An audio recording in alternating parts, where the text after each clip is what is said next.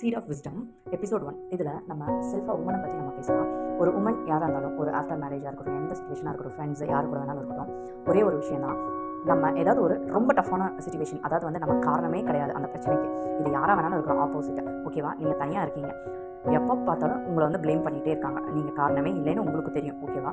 அந்த சுச்சுவேஷனை நம்ம எப்படி ஹேண்டில் பண்ணணும் அப்படின்னா, ஜஸ்ட் ஒரே ஒரு விஷயம் மட்டும் நீங்கள் நம்மளோட இன்டென்ஷன் என்ன அப்படின்னு பார்க்கணும், ஓகேவா? அவங்க என்ன ரீசன் வேணாலும் சொல்லலாம், ஆப்போசிட்டில் இருக்கிறவங்க என்ன ரீசன் வேணாலும் சொல்லலாம், பட் உங்கள் இன்டென்ஷன் வந்து பியூராக இருக்குது அப்படிங்கும்போது ஜஸ்ட் வந்து நீங்கள் யார்கிட்டையும் தலை குனிஞ்சு நிற்கணும்னு அவசியம் கிடையாது. நெருப்புன்னு சொன்னால் சுடாது, அந்த மாதிரி வந்து தாட் ப்ராசஸ் வந்து வச்சுக்கணும். ஒன்ஸ் இனிமேல் வந்து இந்த மாதிரி வந்து நம்ம ரொம்ப கில்ட்டாக ஃபீல் பண்ணுறோமா அளவுக்கு வந்து நம்ம ஆப்போசிட்டில் இருக்கிறவங்க பேசுகிறாங்க அப்படின்னா, அப்போ நீங்கள் ஒரே ஒரு விஷயம், இந்த விஷயத்தை வந்து மைண்டில் வச்சுக்கணும். நமக்கு இது வந்து காட் சொன்னதாகவும் வச்சுக்கோங்க, யார் பிடிச்சது சொன்னதாலும், நம்மளோட இன்டென்ஷன் பியூராக இருக்கும்போது நம்ம எந்த பீப்புளையும் இழக்கலை, பீப்புள் தான் நம்மளை வந்து மிஸ் பண்ணுறாங்க, ஓகேவா? இந்த இன்டென்ஷன் மட்டும்தான் எண்ணம் போல் வாழ்க்கைன்னு சொல்லுவாங்கள்ல, அது மட்டும்தான். நம்மளோட பியூர் ஹார்ட்டோட நம்ம யாருக்கும் துரோகம் பண்ண ஐடியாவில் இல்லை. ஏன்னா இதை எக்ஸ்பெக்டே பண்ணலை, அன்ஃபார்ச்சுனேட்டாக ஏதோ ஒரு இன்சிடென்ட் நடந்துருச்சு.